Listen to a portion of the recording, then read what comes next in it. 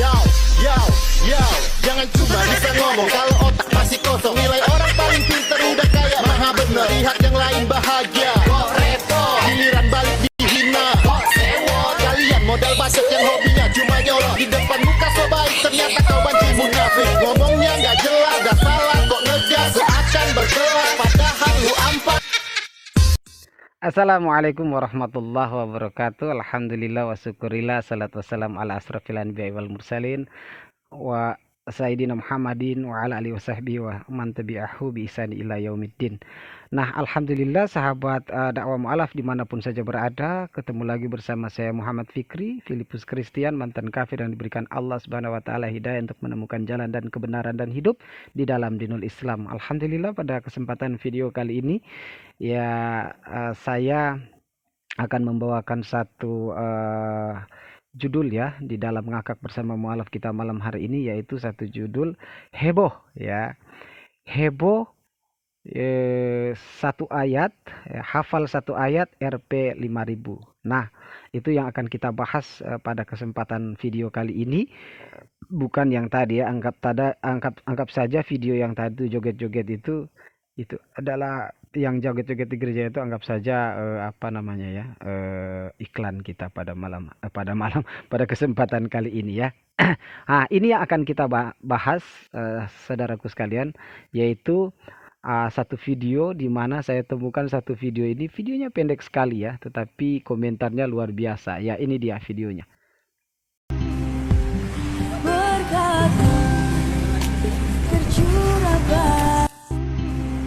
Nah, pendek kan?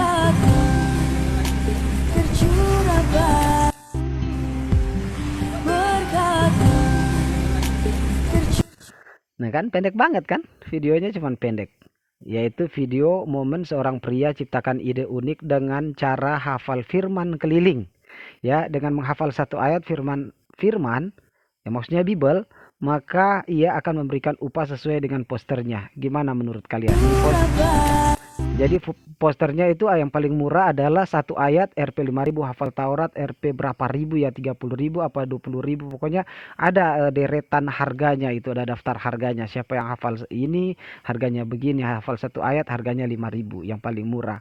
Ya, kita bisa bayangkan kalau Al-Quran itu ada yang menantang orang atau buat upaya keliling begitu menjajakan Al-Quran seperti itu, satu ayat itu dengan jangankan 5.000 rupiah ya, 500 perak aja, wah itu bakal bangkrut orang itu ya. Kenapa? Karena kita anak TK saja, anak PAUD aja sudah hafal puluhan bahkan mungkin ratusan ayat.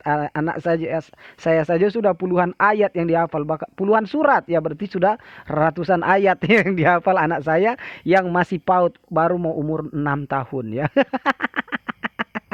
Ya, tetapi bukan video ini yang kita recokin, tetapi ada komentar-komentar yang menggelitik, itu yang akan kita bahas pada kesempatan video kali ini. Nah, coba kita baca satu-satu aja, banyak sebenarnya komentar yang lucu, yang menggelitik, tetapi kita ambil yang garis-garis besarnya saja. Coba yang ini dulu. Ya. Dari Agis Lesmana Akbar, jangan direvisi terus kitabnya, jadi susah menghafalkan. Nah, senggol dong, 5000 ayat kali 500 ayat kali 5000. Semoga teman saya bisa baca ini dan pergi ke sana. Kemarin dia juara satu hafal ayat 500 ayat Alkitab. Ya memang ada yang menghafal ya, hafal tapi ayat-ayat emas doang, ayat-ayat pilihan saja, tapi tidak seantero satu lembar begitu ya, atau 2 lembar atau satu halaman begitu dia hafal secara akurat. Tidak seperti itu. Mereka hanya menghafal hukum-hukumnya, ini ayatnya, tapi tulisan di dalamnya itu, titik komanya mereka tidak hafal, atau tanda bacanya tidak hafal, atau kurang lebih akurat 100% hafalannya enggak, jarang begitu. Adapun paling puluhan atau ya paling jago puluhan ayat lah begitu yang bisa dihafal. Tidak satu kitab atau 1000 ayat, atau seperti kita hafal Al-Quran 30 juz 6 ribuan ayat begitu ya. Tidak ada yang seperti begitu di sana ya. Kalau ada nih, tantangan saya nih, kalau ada yang hafal ya satu lembar saja secara akurat, besok pagi saya loncat dari Monas. Asal satu lembar ya, bolak-balik satu lembar itu dihafal secara akurat, titik koma nggak boleh salah, tanda baca nggak boleh salah, kata-katanya nggak boleh salah, kalimatnya nggak boleh salah. Nggak ada, saya yakin, karena nggak ada yang menghafal seperti itu. Beda dengan Al-Quran, jangankan satu lembar ya, satu Al-Quran dihafal semua ada, bahkan ada anak PAUD yang sudah hafal Al-Quran. Seperti itu. Nah, coba lihat ini ya. Kemudian dari yang selanjutnya, komentar yang selanjutnya yang ini nih. Nih dari Agis Lesmana. Oh, sorry. Ini nih. Nih dari Agis Lesmana, kemudian dari Agen Perubahan. Hafal firman perlu, melaksanakan lebih perlu, betul juga sih. Ini Oten kayaknya. Nah, ini ada Hazrat Alif. By the way, Tuhan yang mana, Bang? Banyak banget Tuhannya. Oke, kita gak usah komentar yang itu. Kemudian yang selanjutnya nih komentarnya. Nah, ini nih. Ini nih komentarnya. Paling hafal ini kejadian, marilah kita beri ayah kita minum anggur lalu kita tidur dengan dia supaya kita menyambung keturunan dari ayah kita. Sini 5.000. Kemudian ada lagi yang satu ini nih. Waduh, lucu-lucu pokoknya, menggelitik semua nih. Nah, ini nih. Ini dia nih. Dari Mas Elon, mengapa Al-Quran bisa dihafal? Betapa hebatnya kalam Allah yang pasti terjaga hingga akhir zaman. Nah, kemudian ada dari Aji Restu ya. Doanya masih salah. Ini gambarnya ini nih. Waduh, parah nih netizen ini. Ya, nggak boleh begitulah menghina keyakinan orang. Ya, kemudian yang ini nih. Ya, dari Davi Prayogo. Selama ini adakah umat Kristiani yang hafal ayat Alkitab? Nggak ada. Ya. Kemudian ada Wagito Abdullah Al-Muslim. Injil Yohanes, tak seorang pun pernah melihat Tuhan. Injil Yohanes, Tuhan tidak pernah dilihat. Nah, ini. Kemudian ada lagi yang satu ini nih. Yang satu ini nih. Aduh, waduh. Ini nih, ini lebih parah lagi nih. Waduh. Nih, apa? Gerakan sia-sia. Baru hafal satu ayat sudah direvisi. Jadi sia-sia aja dihafal. Tahun depan udah berganti kan. Mungkin begitu prinsipnya, yang nggak boleh begitu juga ya. Kemudian Al-Fakir. Ini dari Al-Fakir ini yang parah nih.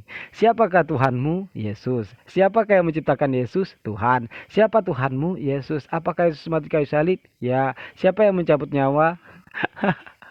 Kemudian yang ini nih. Aduh, parah nih. Dari Muhammad Ridho. Kalau di Islam pasti sudah ramai karena mereka dari kecil sudah diharuskan menghafal dan mengamalkannya. Sudah hafal, mengamalkan pula.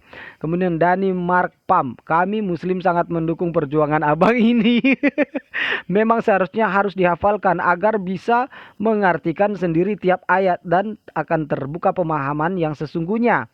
Tidak serta-merta mendengar pendeta saja, dan disitulah kebenaran akan terungkap. Wah, parah nih. Kemudian yang selanjutnya nih,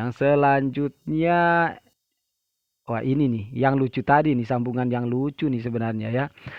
Siapakah Tuhanmu? Yesus. Siapa yang kamu percaya itu? Aduh, ini sudah yang tadi nih. Kemudian yang selanjutnya, ini nih. Selanjutnya dari SYAA. Kalau agama Islam anak PAUD banyak yang hafal surat. Itu tadi kan. Kemudian ada Gatsu, segitu amat menghafal kitab. Tahun depan juga berubah tuh firman. Astagfirullah.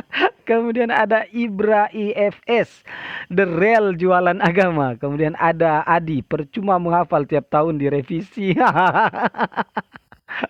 Aduh, parah nih. Kemudian yang selanjutnya ini Adi ya.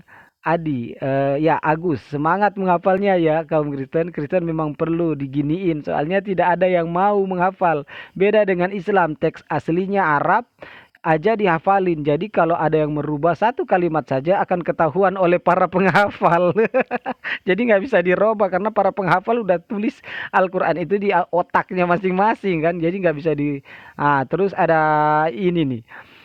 Ada Muhammad Dimas Septianto. Saya hafal Yohanes 17 ayat 3 di mana Yesus adalah nabi dan utusan. Kemudian ada Tengku Muklis Ahmad, apakah yakin revisi atau cetakan Alkitab edisi selanjutnya tidak akan berubah dari LAI? Kapan kata Allah yang dipinjam dari bahasa Arab mau dikembalikan? Dihilangkan. Sedangkan Paulus orang Yunani tidak mengenal kata Allah. Doni Asmara dalam Lukas 2 ayat 21 tuliskan, dan ketika genap 8 hari dan ia harus disunatkan, ia diberi nama Yesus, yaitu nama yang disebut oleh malaikat sebelum ia dilahirkan. Nah, terus lanjut nih yang terakhir nih. Ini terakhir nih. Ini udah terakhir. Nah, alhamdulillah ini yang terakhir nih. Jangan direvisi terus kitabnya, jadi susah ngapalnya. Nah, ini yang terakhir dari saya ini. Alhamdulillah saya sudah sembuh. Jadi segitunya ya menghafal, dan saya menantang kaum oten di seberang sana, kalau ada yang menghafal 1 lembar saja bolak-balik, hafal kiri dan kanannya, tidak salah kata-katanya, tidak salah kalimatnya, tanda bacanya, tanda serunya, titik komanya, besok pagi saya loncat dari Monas. Silakan, ayo. Saya beli tantangan. Atau nggak usah lah loncat dari Monas, itu kan pelanggaran hukum itu namanya. Besok pagi saya masuk Kristen lagi. Tapi kalau masuk Kristen hadiahnya mesti 2 lembar. 2 lembar bolak-balik hafal semua titik komanya, tanda-tanda bacanya. Besok pagi saya mau dibaptis lagi ikut Yesus. Saya percaya itu gak ada. Wong saya saja lulusan sekolah Alkitab nggak hafal. Kalau ada ayat-ayat, mungkin ayat-ayat emas, ayat-ayat tertentu, ayat-ayat hukum-hukum tertentu, saya hafal bahkan mungkin puluhan, bahkan mungkin lebih. Ya, lebih ya, mungkin sudah mencapai ratusan yang saya hafal ayat-ayat. Tapi itu pun tidak akurat. Misalnya Yohanes 17 ayat 3. Inilah hidup yang kekal, bahwa engkau mengenal Allah satu-satunya Tuhan yang benar, dan Yesus mengenal aku, Yesus Kristus yang ia utus. Atau Yohanes 5 ayat 30. Aku tidak dapat berbuat apa-apa dari diriku, aku menghakimi sesuai dengan penghakiman dan kudengar. Itu maksudnya kata-katanya kurang lebih begitu, tapi tidak serta-merta udah begitu ayatnya. Ada titik komanya, ada ada ayat, ada 1-2 kata yang mungkin terhilang dari hafalan saya. Jadi ya sulit ya, katanya nggak harus dihafal. Iyalah, nggak harus dihafal kok. Kenapa ada orang yang menjual jasa penghafal Alkitab lalu diberikan hadiah? Ya, dia tahu ya. Oh, Bapak tahu, ini tahu bahwa duitnya nggak akan berkurang. Kalaupun saya hafal ya paling 10-20 yang dihafal ya. Henry Tan saja hanya menghafal ayat, alamat ayat. Ya, ayatnya di Yohanes 15 ayat 30, Yohanes 2 ayat 15 begitu. Tapi dia tidak tahu isinya secara benar, titik dan komanya. Padahal Henry Tan itu paling banyak menghafal dalil-dalil hukum-hukum dalam Alkitab. Oke, sampai di sini dulu. Lucu-lucu juga sih ini. Tapi ya kita nggak boleh menghina, kita tetap harus menghargai agama orang. Tetapi inilah fenomena bahwa satu-satunya kitab suci yang bisa dihafal ya oleh anak kecil sekalipun yaitu Al-Quran, padahal itu bukan bahasa ibunya. Itu karena apa? Karena Allah Subhanahu wa taala berkata di dalam firman-Nya dengan jelas, sesungguhnya kamilah yang menurunkan Al-Quran, dan sesungguhnya kamilah yang akan memeliharanya, menjaganya. Dari apa? Dari orang-orang yang hendak merubah-rubah firman Tuhan, yaitu dengan mematok, yaitu dengan memahat, yaitu dengan memeteraikan setiap firman Tuhan itu di dada-dada manusia dan di atas kepala manusia. Sehingga kalau ada orang yang hendak merubah 1 ayat aja, jangankan 1 ayat, 1 huruf saja, maka para penghafal Al-Quran yang ada ribuan bahkan mungkin jutaan di muka bumi akan naik dan memprotes, mengatakan bahwa itu salah. Ini adalah sebuah kekeliruan, dan akhirnya Al-Quran tidak dapat dipalsukan sama sekali. Sampai kapan? Sampai seluruh penghafal Al-Quran lenyap dari muka bumi ini. Tetapi percayalah, di pondok pesantren saya saja ada ribuan orang-orang yang diluluskan setiap tahun. Demikian, barakallahu fikum, jazakallahu khairan katsiran. Mudah-mudahan Allah Subhanahu wa taala menjauhkan kita dari pemalsuan-pemalsuan kitab, pemalsuan-pemalsuan firman, sehingga kita tetap beriman kepada Tuhan yang benar, dan mudah-mudahan Allah Subhanahu wa taala menolong kita semua menjadi orang yang beruntung. Amin. Tabarakallahu fikum. Subhanahu wa bihamdika asyhadu an la ilaha illa anta astaghfiruka wa atubu ilaik. Assalamualaikum warahmatullahi wabarakatuh. Fil jannah. Allah akan bangunkan buat dia rumah di surga. Ketika kita membangun sebuah masjid, walaupun hanya sekedar kita sumbang 1 sak semen atau 1 keramik, 1 meter keramik, kita hanya itu yang kita sumbangkan. Insya Allah bila engkau ikhlas lillahi ta'ala, Allah sudah bangunkan buat engkau rumah di sisinya. Walaupun bangunan masjid dia itu sebesar ya sarang burung darah tasik, sudah selesai.